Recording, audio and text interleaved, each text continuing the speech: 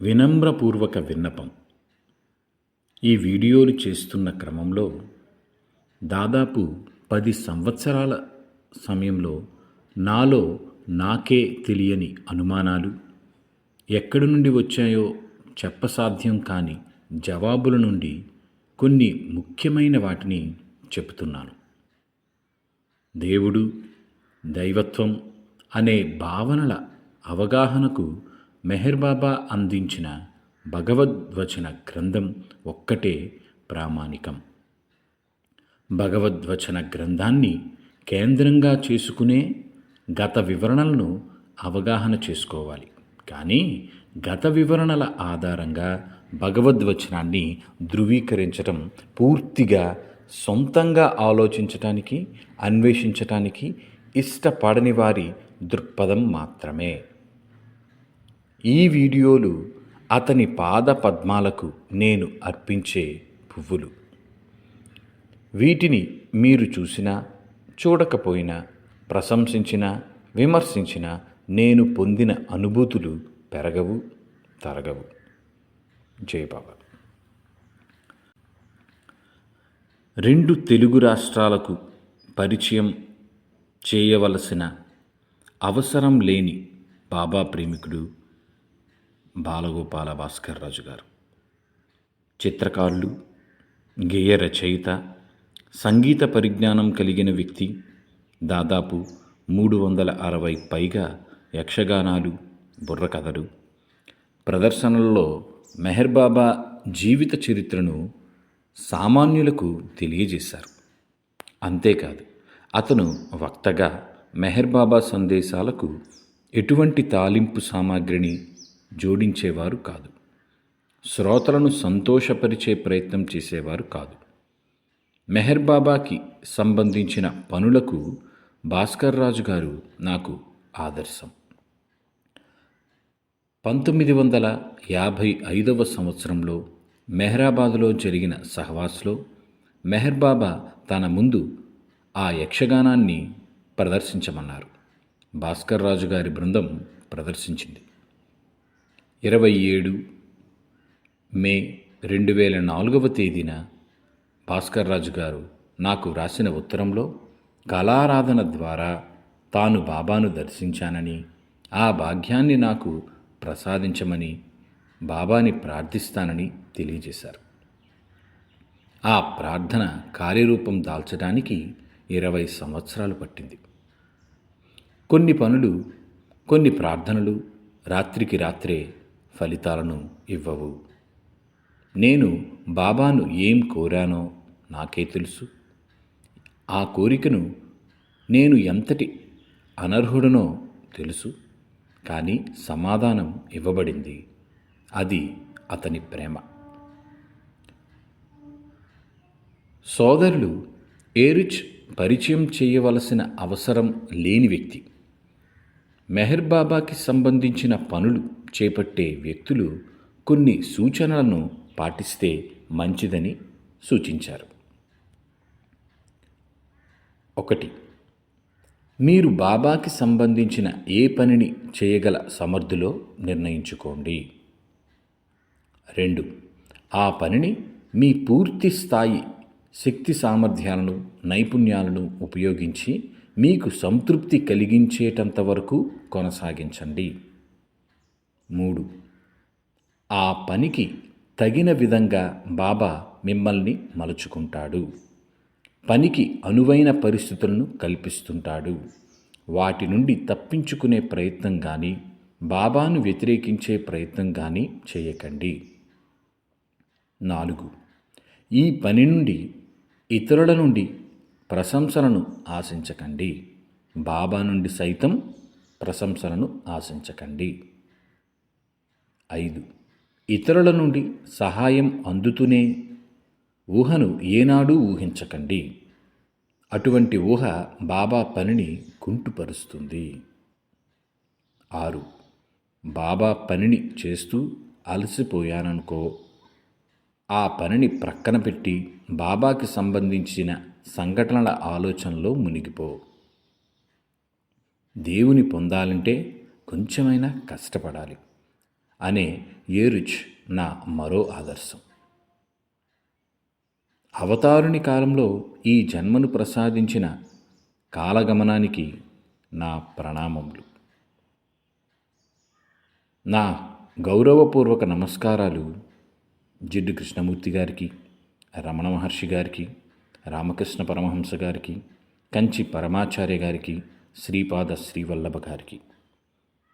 అప్పటి Rayagada sugar factory ఉన్నత పాఠశాల యాజమాన్యానికి, ఇంగ్లీష్ని బోధించిన స్వర్గీయ రాధాకృష్ణ మాస్టారికి, సైన్స్ని బోధించిన ఆనందరావు మాస్టారికి,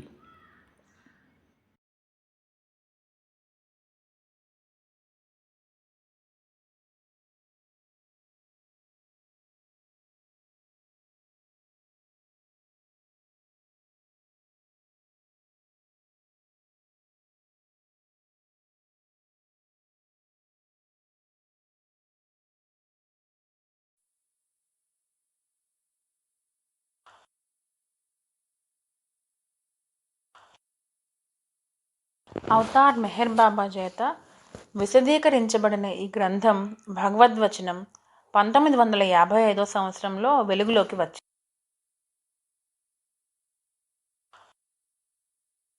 మెహర్ బాబా కొందరు సన్నిహిత ప్రేమికులకు సంతకం చేసి ఈ పుస్తకాన్ని బహూకరించారు.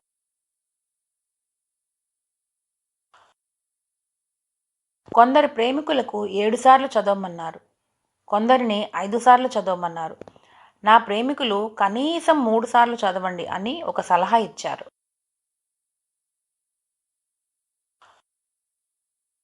ఇంగ్లీషు రాని ఒక ప్రేమికుడిని తల కింద పెట్టుకొని పడుకోమన్నారు.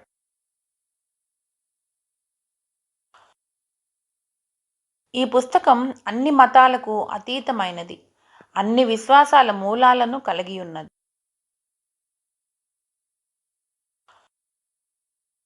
ఈ పుస్తకంలో ఏముందంటే, మానవులుగా మనకు మన చుట్టూ విస్తరించి ఉన్న నిర్జీవ సజీవులకు, సాటి మానవులకు ఉన్న సంబంధం ఏమిటి అనేది అంశాలను విశదీకరిస్తుంది ఈ గ్రంథం.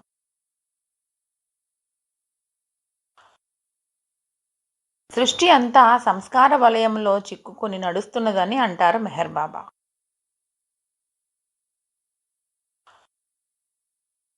అసలు సంస్కారాలు అంటే ఏమిటి, ఎలా ఏర్పడతాయి అనే విషయాలను క్షుణ్ణంగా వివరించిన గ్రంథం ఇది.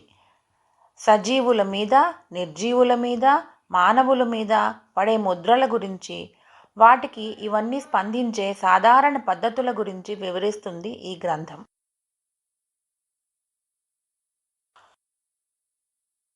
ఈ వీడియోలు ఈ గ్రంథంలో మౌలికంగా ఏముందో తెలియజేసే ప్రయత్నం మాత్రమే.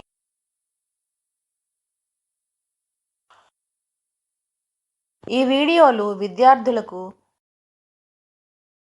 ఈ గ్రంథం గురించి కానీ, సృష్టి గమ్యం గురించి కానీ తెలియని వారైనా తెలుసుకోవాలనే తపన ఉన్న వారి కోసం మాత్రమే.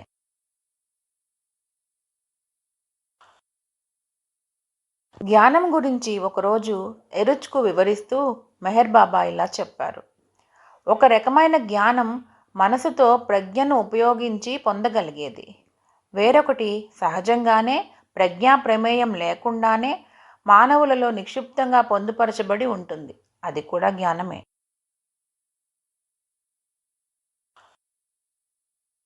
ఈ విషయాన్ని మరింత వివరిస్తూ, ఒక 4 సంవత్సరాల అబ్బాయికి కుర్చీలు, టేబుళ్ల గురించి చెప్పాలనుకో, అప్పుడు ఆ బొమ్మల క్రింద వాటి పేర్లను రాస్తాం. అప్పుడు మాత్రమే ఆ కుర్రవాడు సరిగ్గా వస్తువుల పేర్లను చెప్పగలడు.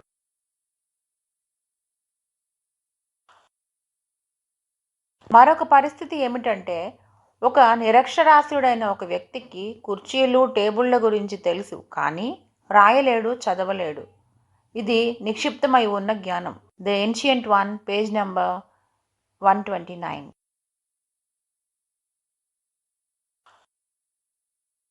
ప్రజ్ఞతో పాటు సున్నితత్వం కలిగిన పెద్దవారికి ఈ మతపరమైన గందరగోళంలో మరుగున పడిన సత్యాన్ని తెలుసుకోవాలనుకునే యువతుల కోసం చేయబడిన వీడియోలు ఇవి.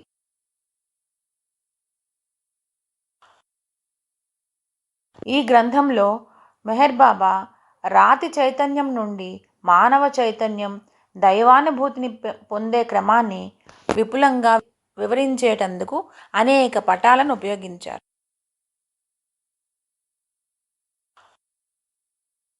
బొమ్మలతో ఉన్న ఈ చార్ట్ 8A వాటిలో ఒకటి.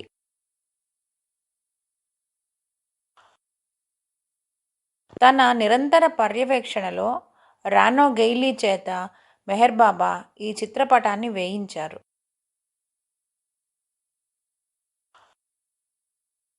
ప్రపంచ స్థాయి మేధావులు మెహర్ బాబాను వైజ్ఞానిక అవతారుడని అన్నారు.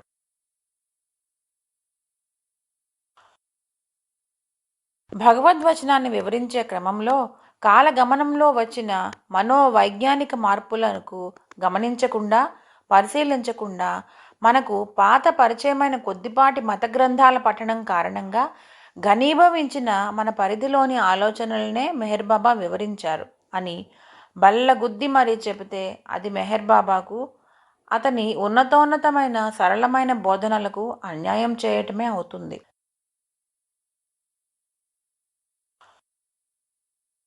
చరిత్రను సంస్కారాల నేపథ్యంతోనూ, పురాణ గ్రంథాలను, ఆధునిక మెటాఫిజిక్స్ను విశ్లేషపూర్వకంగా అర్థం చేసుకొని చెప్పటం కొంతమేరకు